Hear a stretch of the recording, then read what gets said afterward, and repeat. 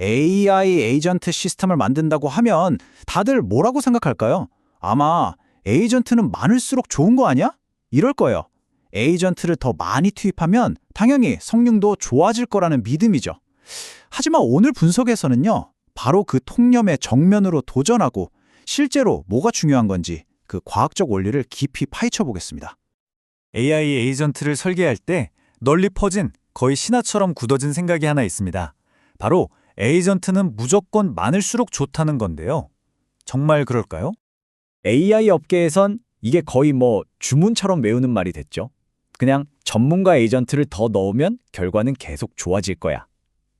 실제로 몇몇 연구에서도 에이전트 수가 많을수록 또 서로 협력할수록 성능이 올라간다는 결과가 나오기도 했고요. 그런데 말이죠. 만약에 이 가정이 송두리째 틀린 얘기라면 어떨까요? 이 간단하지만 아주 도발적인 질문에서 오늘 우리가 파헤칠 모든 이야기가 시작됩니다.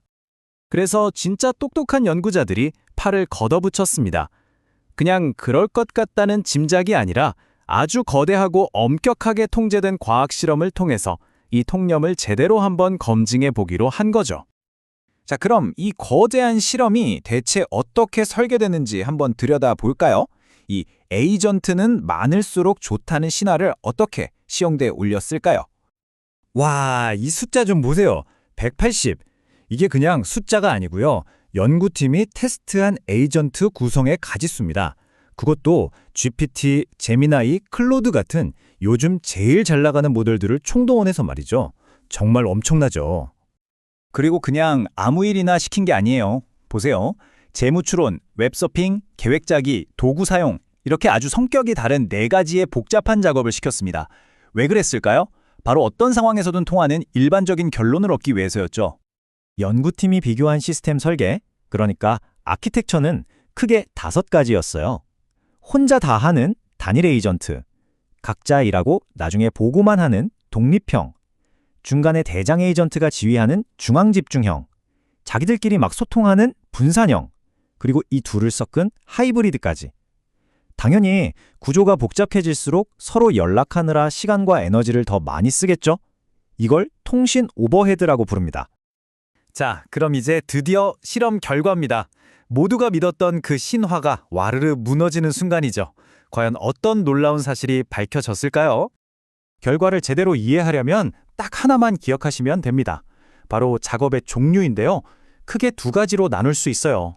하나는 레고 블록 여러 개를 친구들이랑 나눠서 동시에 조립하는 것처럼 일을 쪼개서 한 번에 처리할 수 있는 병렬 처리 작업. 다른 하나는 요리 레시피처럼 1번 끝나야 2번을 할 수 있는 순서가 아주 중요한 순차적 작업입니다. 이 둘의 차이가 핵심이에요. 결과가 정말 극적입니다. 보세요. 병렬 처리가 가능한 재무 분석 같은 일에서는요, 여러 에이전트가 협력하니까 혼자 할 때보다 성능이 무려 80.9%나 급상승했습니다. 역시 백지장도 맞으면 낫다는 말이 맞았네요, 이 경우에는요. 하지만 말이죠. 순서가 중요한 작업에서는 어땠을까요? 완전히 정반대였습니다. 여러 에이전트를 투입했더니 오히려 성능이 최대 70%나 뚝 떨어지는 거예요. 이건 사공이 많으면 배가 산으로 간다는 말이 딱 들어맞는 상황이죠. 자, 이제 결론은 명확해졌죠? 에이전트가 많을수록 좋다가 아니라 어떤 작업이냐에 따라 약이 될 수도 독이 될 수도 있다는 겁니다. 만병통치약은 없다는 거죠. 작업의 성격에 딱 맞는 옷을 입혀주는 게 핵심입니다. 그런데 이 연구가 여기서 끝났다면 그냥 성능 좋은 시스템 만드는 법 정도로 끝났을 거예요. 하지만 정말 중요한 이야기는 지금부터입니다. 바로 시스템의 안전에 대한 이야기거든요. 여기 오류 증폭이라는 개념이 나옵니다. 말이 좀 어려운데요. 쉽게 말해서 한 명이 실수했을 때 그게 얼마나 큰 재앙으로 번지는지를 나타내는 수치라고 생각하시면 돼요. 일종의 나비 효과 같은 거죠. 이 그래프를 보면 정말 소름이 돋습니다. 각자 알아서 일하는 독립형 에이전트들은요, 한 번의 실수가 무려 17배가 넘는 큰 오류로 번졌어요. 그런데 중간에 관리자가 있는 중앙 집중형은 어땠죠? 4.4배 수준에서 막아냈습니다. 이 중앙 관리자가 일종의 품질 검수원 역할로 하면서 실수가 더 퍼지는 걸 막아준 거예요. 그러니까 핵심은 이겁니다. 시스템 아키텍처는 단순히 속도를 높이는 문제가 아니라는 거예요. 이건 시스템이 얼마나 안전하고 신뢰할 수 있는지를 결정하는 안전장치 그 자체입니다. 정말 중요한 발견이죠? 자, 그럼 이제 우리는 뭘 해야 할까요?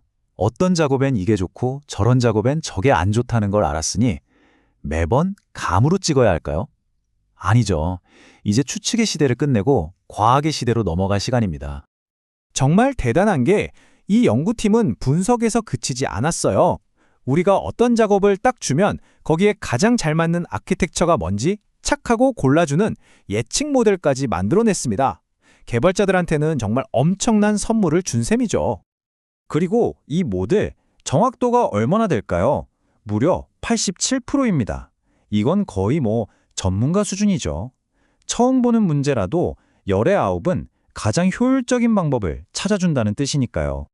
그래서 이제 AI 엔지니어들은 새로운 작업 방식을 갖게 됐습니다. 첫째, 감이 아니라 데이터로 작업의 특성을 분석하고요. 둘째, 이 예측 모델을 사용해서 최적의 설계를 선택하는 거죠. 그 결과는 당연히 훨씬 더 똑똑하고 안전하고 효율적인 AI 시스템이 탄생하는 겁니다. 자, 이제 마지막으로 여러분께 질문 하나를 던지면서 마무리할까 합니다. AI의 미래를 위해서 우리는 더 똑똑한 AI 모델을 만드는 데만 집중해야 할까요? 아니면 그 똑똑한 모델을 가장 현명하게 사용할 수 있는 더 똑똑한 설계에 더 주목해야 할까요? 이 연구는 그 답이 후자에 있을지도 모른다고 우리에게 말해주고 있습니다.